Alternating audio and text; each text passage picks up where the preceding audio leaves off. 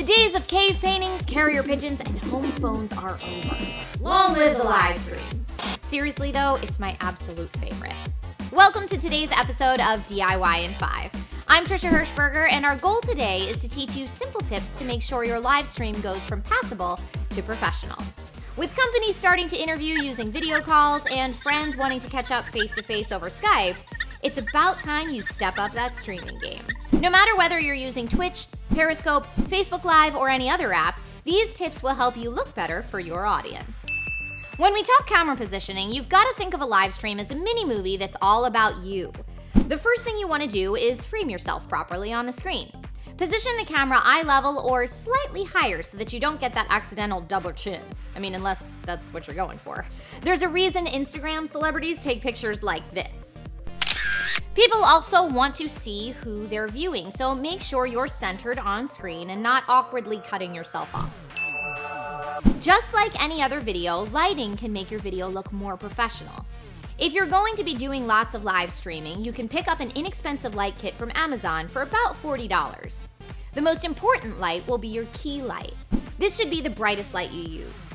Sit it behind your camera and off to one side at a 30 to 60 degree angle.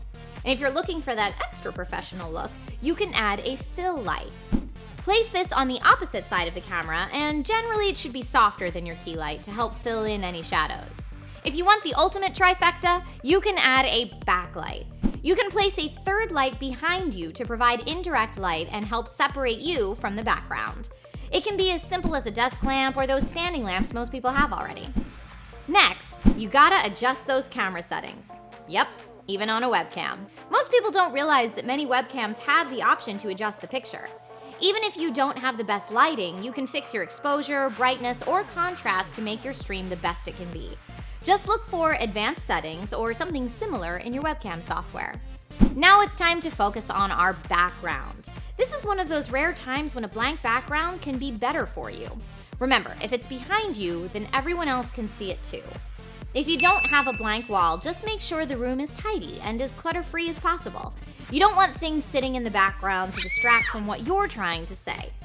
Finally, just a couple of basic tips to make sure your audience gets your best. Make sure the lens is clean. If you have kids or pets, then your lens can end up with who knows what on it. Just give it a little wipe down with a clean cloth to sharpen that image. Be sure to sit up straight. Nobody wants to see somebody slouching for an hour. And if this is for an interview or similar, look at the lens during the stream. It creates a connection with your audience rather than just staring at the image of yourself on your monitor. What kind of streaming do you do most, and what tips would you like to share? Let us know in the comments. Make sure to like and subscribe if you haven't already, and check out these other great DIY videos. I'm Trisha Hirschberger, and thanks for watching this week's episode of DIY in 5.